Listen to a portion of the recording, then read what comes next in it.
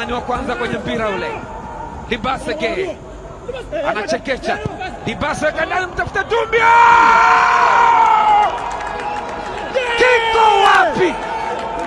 Ibrahim Doumbia, striker azungumzi, striker haongei sana maneno, ni kufunga bao tu.